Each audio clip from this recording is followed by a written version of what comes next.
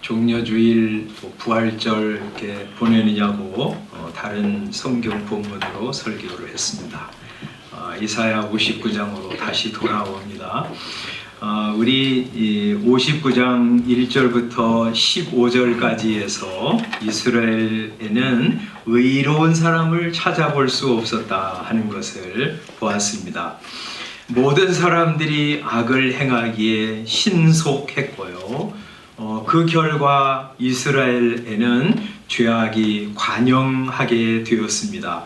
의, 공의, 성실, 정직화 같은 아름다운 덕목은 찾을 수 없는 사회가 되었습니다.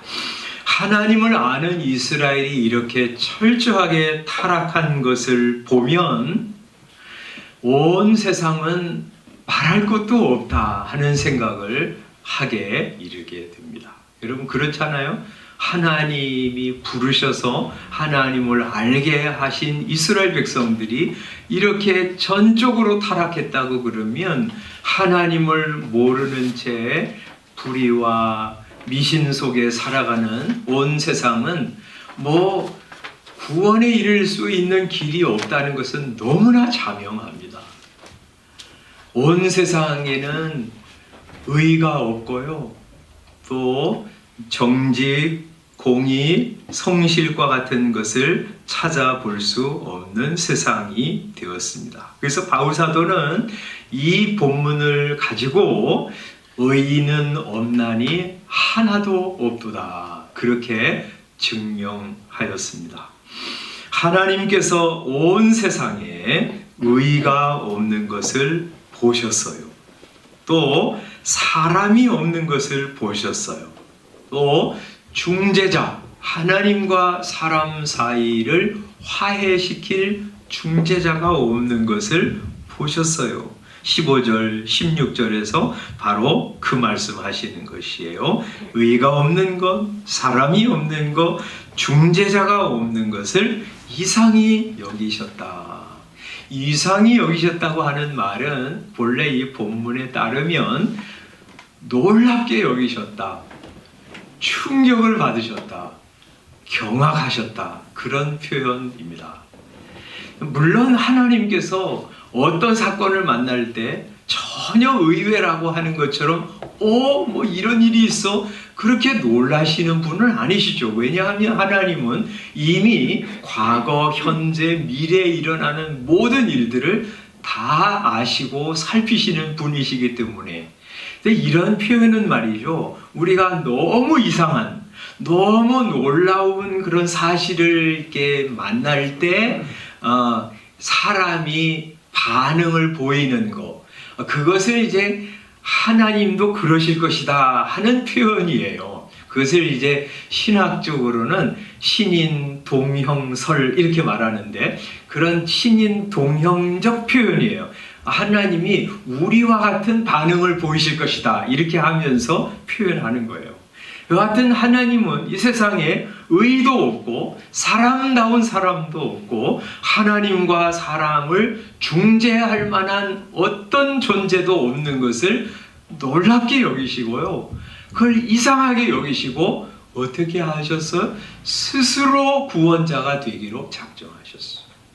그래서 구원자로 주님이 오시는 거예요. 그런데 구원자로 오시는데 우리가 이제 이사야 53장에서 봤어요. 구원자가 어떤 모습으로 오셨어요? 53장에는 고난받는 종으로 오셨어요. 그래서 우리의 모든 죄를 다 가져가셔서 우리와 함께 우리를 대신해서 고난받으시는 종으로 오신 구원자의 모습을 우리에게 보여주셨다면, 여기 59장에서는 이 대적을 박멸하는 존재로 용사로 오시는 것을 보여주십니다. 그렇게 생각할 수밖에 없죠. 자기 백성을 구원하려면 자기 백성을 지배하고 있는 대적들과 싸워서 그들을 물리쳐야 거기 있는 자기 백성을 구원하시기 때문에 그분은 용사로 오시는 것입니다. 마치 용사가 전투복을 입고 나가는 것처럼 여기 27절에 보면 이 구원자로 오시는 분이 이 전투복을 이렇게 입으신다고 말씀하세요. 16절 자기 팔로 스스로 구원을 베푸시며 자기의 공의를 스스로 의지하사 공의를 갑옷으로 삼으시고 구원을 자기 머리에 써서 투구로 삼으시며 보복을 속옷으로 삼으시며 열심을 입어 겉옷으로 삼으신다. 이렇게 말씀하십니다. 이분이 입는 전투복은 쇠로 만든 것이 아니에요.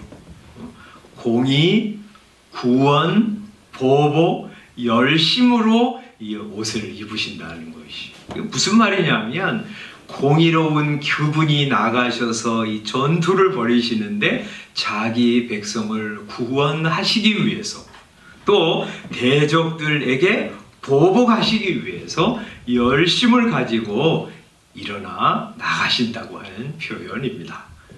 여간 이 구원자로 오시는 이분은 용사가 되어 나가십니다. 그래서 이 원수들에게 18절에 보면 행위대로 갚으시되 그 원수에게 분노하시며 그 원수에게 보응하시며 섬들에게 보복하실 것이라 하고 말씀하고 계세요. 그래서 그런 하나님께서 이 원수들을 보복하고 심판하시는 것을 통해서 많은 사람들이 하나님을 경외하게 될 것이라고 하세요. 그러면 이 용사로 오시는 이 구원자는 누구와 싸우시나? 그분의 대적은 누구인가? 우리가 이제 쉽게 생각하면 이스라엘을 괴롭힌 아수르, 유다를 멸망시킬 바벨론, 이런 외적인 대적을 말할 것 같은데 여기 59장 처음부터 보면 이스라엘의 진짜 원수는요 외적이 아니었어요.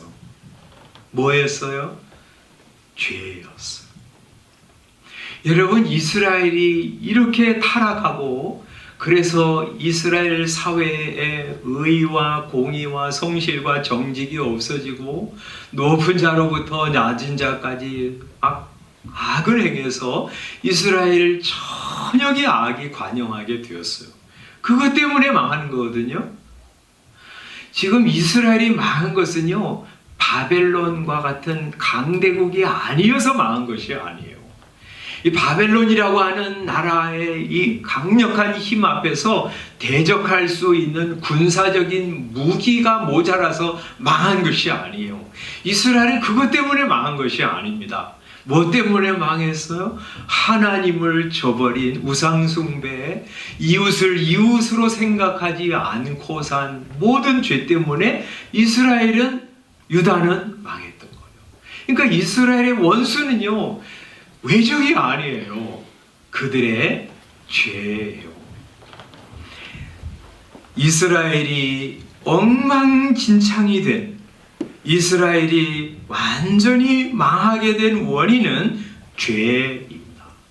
그래서 구원자로 오시는 이 용사는 무엇과 싸우러 오시는 것이냐면 1차적으로는 죄와 싸우러 오십니다. 죄를 멸하러 오십니다. 그래서 히브리서 9장 27절에 보면 이렇게 말씀하세요. 이제 자기를 단번에 제물로 드려 죄를 없이 하시려고 세상 끝에 나타나셨느니라. 이렇게 말씀합니다. 요한일서 3장 5절에 보면 그가 우리 죄를 없애려고 나타나신 것을 너희가 아나니 라고 말씀하십니다. 예수님께서 오신 것은요 이 인류 최대적인 죄를 없애려고 오신 거예요. 죄와 싸워서 그 죄를 멸하려고 오신 거예요. 그래서 예수님께서는 십자가에서 성도들의 죄를 다 가져가셔서 죽으셨습니다. 그때 예수 믿는 성도들의 죄가 없어진 것입니다. 예수 믿는 성도들의 죄를 멸하신 것이에요. 그래서 여러분, 예수 믿는 성도들을 주님께서 바라보실 때 어떻게 바라보셔요? 우리가 분명히 죄를 지었는데 주님 안에 있기 때문에 우리를 죄 없다고, 의롭다고 칭해주시고 여겨주시는 거예요. 우리가 지난번에 하이델베르크 요리 문답에서 본 것처럼 마치 우리가 한 번도 죄를 짓지 않은 것처럼 우리를 죄 없는 존재로 여겨주세요. 왜? 우리의 죄를 예수님께서 다 가져가셔서 십자가에서 도말하셨기 때문에. 그래서 우리에게는 이제 죄에 대한 책임을 묻지 않으십니다. 분명히 우리가 죄를 지었는데 죄의 대가는 죽음인데 죄에 대한 책임을 묻지 않으세요. 왜? 예수님께서 이미 십자가에서 죄의 책을 짊어지고 죽으셨기 때문에. 그래서 우리는 말이죠, 예수 그리스도를 진짜 믿는 성도는 죄의 책임이 없어져요. 그리고 죄의 책임이 없어지니까 죄의 책감이 사라집니다. 죄책감에서 벗어납니다. 사람들 끊임없이 따라다니는 어두운 그림자가 죄책감이잖아요. 어린아이도 죄책감을 가지고 있어요. 사람들은 불행한 일을 당하면 내가 무슨 죄를 지었나 생각합니다. 죄책감은요, 사람이 가지고 있는 어두운 그림자예요. 그런데 예수 그리스도 안에 있는 사람은 이 죄책감에서 벗어나게 하셔요. 로마서 8장 1절에서 그러므로 이제 그리스도 예수 안에 있는 자에게는 결코 정죄함이 없나니 이는 그리스도 예수 안에 있는 생명의 성령의 법이 죄와 사망의 법에서 너를 해방하였습니다. 이렇게 말씀하시죠. 우리가 어제도 죄를 지었습니다. 이번 한 주간도 죄를 지었어요. 그거 죄송한 일이지만 그러나 그리스도 안에 오면 이 부끄럽고 죄송한 죄까지도 주님께서 십자가에서 다 도말하시고 형벌받아 죽으신 것을 믿기 때문에 예수님 고마워요. 저를 죄인임에도 불구하고 죄 없다고 의롭다고 칭해주시니 감사합니다 하고 주님을 찬양할 수 있어요. 그리고 죄책감에서 헤어나올 수 있습니다. 뿐만 아니라 예수님을 믿는 성도는 죄를 이길 수 있어요. 죄를 죄로 압니다. 죄에 저항할 수 있는 힘이 생깁니다. 죄 싫어, 나 거절할 거야 하고 거절할 수 있는 힘이 생겨요. 물론 늘 성공한 것은 아니에요. 실패할 때도 있어요. 그럼에도 불구하고 예수 그리스도를 믿는 성도는 예전에 죄가 끄는 대로 죄의 종노릇하면서 살던 방식으로 살지 않습니다. 죄를 지으면 죄송한 마음이 생기고요. 마음에 부담이 생기고요. 그래서 죄를 싫어하고 거절하고 돌아서려고 해요. 선을 행하려고 합니다. 죄로부터 벗어났기 때문에, 죄책으로부터 벗어났기 때문에 성도는 죽음을 두려워하지 않고 살아갈 수 있습니다. 죄에서 놓여놨기 때문에 죽음을 두려워하지 않습니다.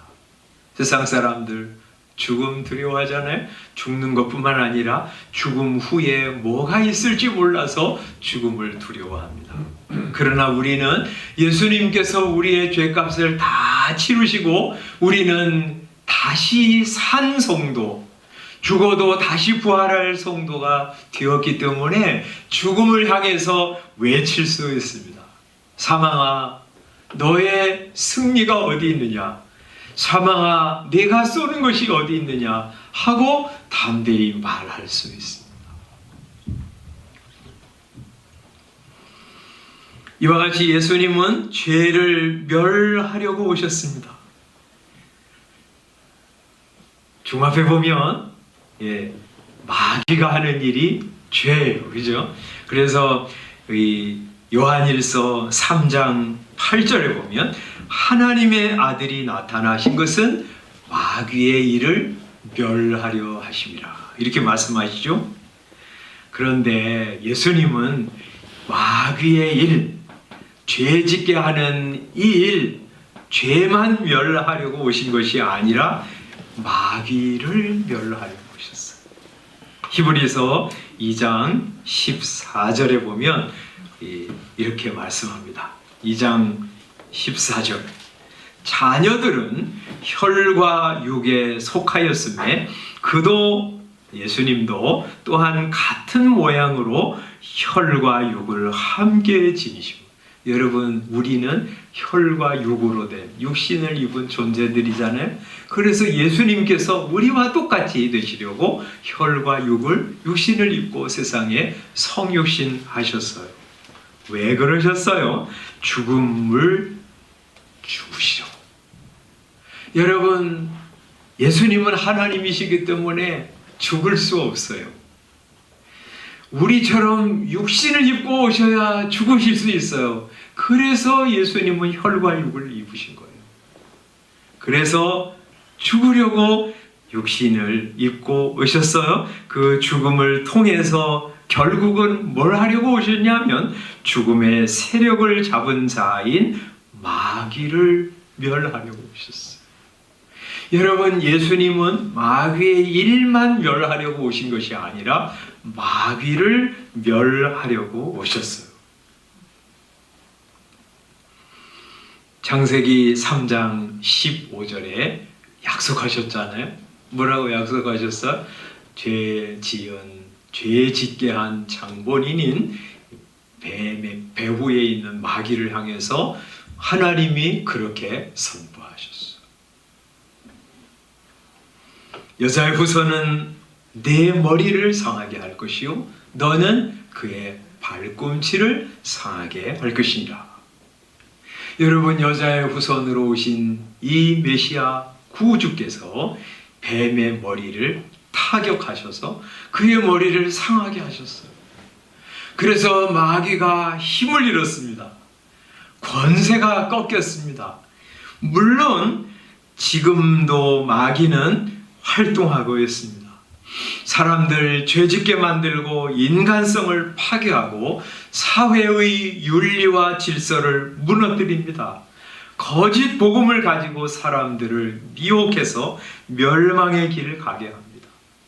교회를 혼란스럽게 하고 복음의 영광을 훼손시키고 그리스도를 공격해서 사람들로 하여금 구원 얻지 못하게 합니다. 그러나 우리 주님이 다시 오실 때 마귀는 완전히 멸망을 당할 것입니다. 불못에 그들을 던지실 것입니다. 지금 마귀의 왕국은 곳곳에서 무너지고 있습니다. 복음이 들어가는 곳마다 그의 왕국에는 균열이 생기고 예전에 그에게 충성하던 사람들이 돌아서서 살아계시고 참되신 하나님을 섬기기 시작합니다. 십자가로 부활로 승리하신 예수 그리스도는 재림하셔서 완전한 승리를 거두실 것인데 그날 예수님을 믿고 따르던 우리도 승리를 거둘 것입니다. 그래서 그 날을 바라보면서 우리도 이 땅에서 예수님과 함께 걸어가면서 영적인 전투를 벌이는 거예요. 우리 아까 그런 찬송을 불렀습니다. 진리 편에 혹은 거짓 편에 설 것인가? 여러분 예수님이 마귀를 타격하셔서 그의 머리를 상하게 하셨고요. 그리고 이제 조만간 예수님 다시 오셔서 마귀를 불못에 던지시고 최종적인 승리를 거두실 것입니다. 그리고 예수님과 함께 걸어가던 영적인 싸움을 싸우는 사람들도 승리를 거두게 될 것입니다. 여러분, 누구 편에 설 것입니까? 아직도 마귀 편에 혹은 멸망할 세상 편에 설 것입니까? 이미 승리하시고 승리를 거두실 예수님 편에 설 것입니까? 여기 요한계시록 17장 14절에 보면 예수님이 반드시 이기실 것을 이렇게 말씀하시면서 동시에 성도들도 이길 것이라고 알려주십니다. 요한계시록 17장 14절에 보면 이렇게 말씀하세요. 그들은 이제 세상 세력이죠. 마귀와 마귀의 추종자들입니다. 그들이 어린 양과 더불어 싸울 것이다. 그런데 어린 양은 만주의 주시오 만왕의 왕이심으로 그들을 이기실 터이다. 우리 주님이 이길 거예요.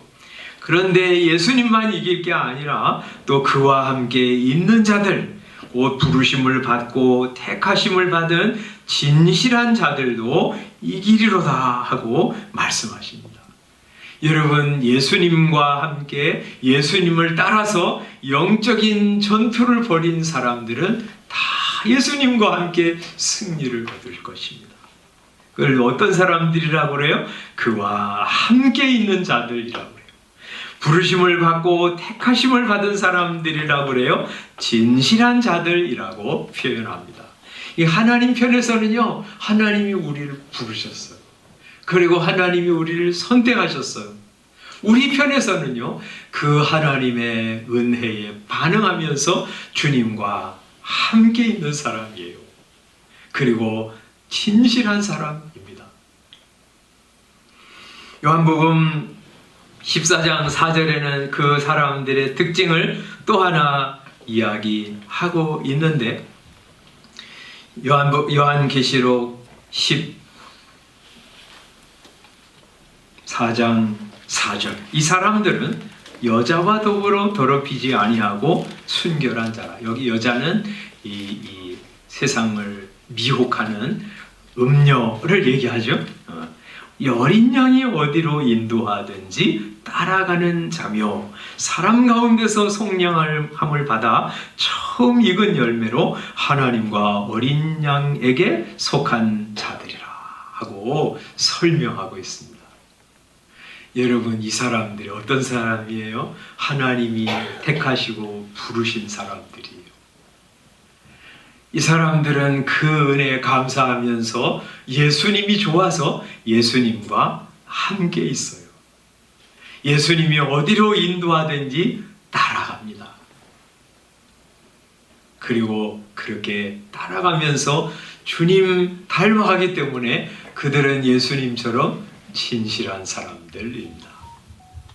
여러분, 이렇게 살아가는 사람이요, 영적인 전투에서 승리합니다. 아니, 그 자체가 승리예요. 예수님이 좋아서요, 예수님과 함께 있는 사람.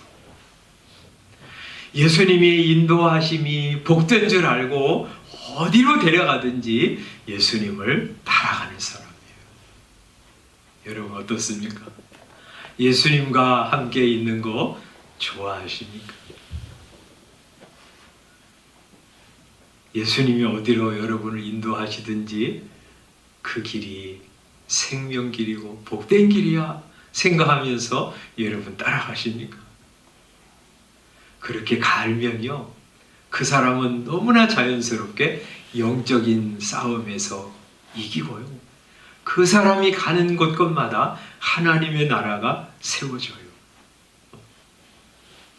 우리 성도들 이렇게 보면 정말 하나님이 말씀하시면 그대로 반응하는 분들이 있어요.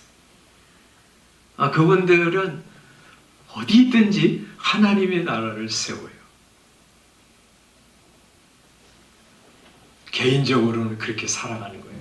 그래서 여러분, 오늘 말씀 들으면서 여러분 그렇게 기도하는 거예요. 주님, 저를 택하시고 부르셔서 감사합니다. 저 다른 어떤 사람과 함께 있는 것보다 우리 주님이 좋아서 주님과 함께 있게 해주십시오. 주님이 나를 복된 길로 인도하시는데 나 그거 싫어요. 내 마음대로 살고 싶어요 하고 뻗땡기지 않고 주님이 데려가시는 곳 기꺼이 가게 해주세요. 그곳이 어디든지. 그래서 진실하게 하소서. 저를 통해서 하나님의 나라가 세워지게 해주십시오. 그렇게 믿음의 길을 걸어가다가 주님 다시 오실 때 주와 함께 승리의 계가를 부르는 저희들이 되게 하소서 하고 이런 기도하십니다. 공동체적으로는 이 땅에 하나님의 나라가 세워지는데 협력하는 것이에요. 여러분, 이 세상에 지도자들이 세상 나라를 주관하는 것 같지만 그렇지 않습니다. 이 세상에 하나님의 나라가 여러 다양한 방법으로 세워지고 있습니다. 우리의 복음 전도를 위해서, 우리의 기도를 통해서, 성도들과 선교사들의 헌신을 통해서, 어려운 중에서 목회하는 목회자를 통해서 여러 곳에 하나님의 나라가 세워집니다. 우리 그거 관심 가져야 돼요. 불행한 일을 통해서도 하나님의 나라가 세워집니다. 우크라이나에 지금 전쟁이 한 달 이상 된 건가? 많은 사람들이 죽었습니다. 부상을 당했습니다. 많은 사람들이 고향을 떠나고 집을 떠나고 사랑하는 사람을 잃고 난민 신세가 되었습니다. 그런 불행한 일을 통해서도 하나님의 나라가 세워지고 있습니다. 우크라이나어로 된 성경이 모자란다고 합니다. 사람들이 성경을 달라고 한다고 그래요. 폴란드를 위시해서 주변 나라들에서 선교사와 교회들이 숙소를 제공하고 그들에게 물품을 제공하면서 그들을 위로하고 복음을 전하고 함께 돕고 있어요. 그걸 통해서 잃어버렸던 하나님을 되찾는 사람들이 많이 일어나고 있습니다. 우리 지난 부활절 때 우리가 이 우크라이나에서 한국으로 긴급하게 이제 오는 고려인들 항공편을 위해서 헌금을 했습니다. 여러 성도들이 정말 풍성하게 헌금해 주신 거 너무 감사합니다. 광주에 있는 갓프리징 교회, 우리 교단 전남노회 소속된 목사님인데 거기에 이제 그 교회도 함께 세우고 그리고 이주민 종합 지원센터라고 하는 센터를 세워서 이 고려인들을 중심으로 해서 여러 우리 외국에서 온 사람들을 섬기고 있습니다. 지난 부활절 때 고려인들 120명 함께 예배를 드렸다고 합니다. 많은 사람들이 광주에 정착하면서 이 전쟁 중에 우리를 도와주고 우리에게 지원해준 한국교회와 성도들을 향해서 감사와 또 찬양을 드리면서 예배 진행했다고 합니다. 우리 그런 일이 일어날 때요, 하나님의 나라가 세워지기를 소원하면서 우리 한 부분 힘을 보태는 거예요. 복음을 위해서 협력하는 것입니다. 우리가 그렇게 살다가 주님 앞에 가는 거예요. 지난주에 오래전에 제가 청년 때 섬겼던 교회 권사님 저희 교회 잠깐 방문하셨습니다. 그분이 이제 잘 사시는 분인데 이제 그런 이제 하나님 앞에 갈 날이 얼마 남지 않았다 하는 생각이 드니까 그런 생각이 드시더래요. 나는 어떻게 뭐 기도도 많이 하시고 헌신하시는 분인데 그분 마음속에 내가 이렇게 힘든 사람, 어려운 사람들을 위해서 정말 도움되는 삶을 살지 못해서 너무 죄송한 마음이 든다. 그래서요, 우리 자식들, 손자들이 용돈 주는 거 하나도 쓰지 않고요, 다 차곡차곡 모아두었어요. 그래서 그것을 어떻게 좀 소년 소녀 가장이라든지 어려움에 처한 사람들 도울 수 있도록 연결해달라. 저희한테 그렇게 말씀하셔가지고 그래서 이제 저희 아내 친구하고 그 어머니 권사님하고 저희를 찾아오셨어요. 그래서 이제 내일도 우리 원주에 있는 장애인 단체를 돕기 위해서 함께 모시고 가려고 합니다. 이제 그 액수가 얼마 상관없이요. 그 마음이 참 귀하잖아요. 하나님께서 주신 것 가지고 우리 어려운 사람들을 위해서 나누고 어찌하든지 하나님의 나라가 이 땅에 세워지기를 소원하면서 살아가고자 하는 마음 말이죠. 우리 그렇게 사랑하는 거예요. 주님, 이 땅에 하나님의 나라가 세워지기를 소원합니다. 그 일에 나 작은 부분 감당하고 가게 해주십시오 하고 살아가는 거예요. 그렇게 주님 앞에 갔을 때 주님으로부터 착하고 충성된 종이요, 내가 작은 일에 충성하였음에 내가 내게 많은 것으로 맡기리니 내 주인의 즐거움에 참여할지어다 하는 기쁜 칭찬을 듣는 인생이 되지 않겠습니까? 주님이 이 세상에 오셔서 죄를 멸하셨어요. 그래서 우리는 죄에서 벗어났습니다. 이제 의롭다고 죄 없다고 칭함받은 여러분, 죄와 대적하시고 죄에 저항하시고 개인적으로나 여러분이 속한 공동체 안에서 죄를 싫어하고 거절하고 선을 행함으로 하나님의 나라가 세워지는데 쓰임받는 여러분 되시기를 바랍니다. 마귀를 멸하셨어요. 멸하실 것입니다. 마귀가 여러분의 인생을 이끌어가지 않도록 여러분 마귀를 대적하시고요. 여러분에게 주신 성령님이 원하시는 대로 하루하루의 삶을 기쁘게 순종하면서 살아드리는 여러분. 그래서 여러분을 통해서 이 땅에 하나님의 나라가 세워지는 그 기쁨으로 기뻐하는 여러분의 생애가 되시기를 주님의 이름으로 축원합니다. 기도하겠습니다.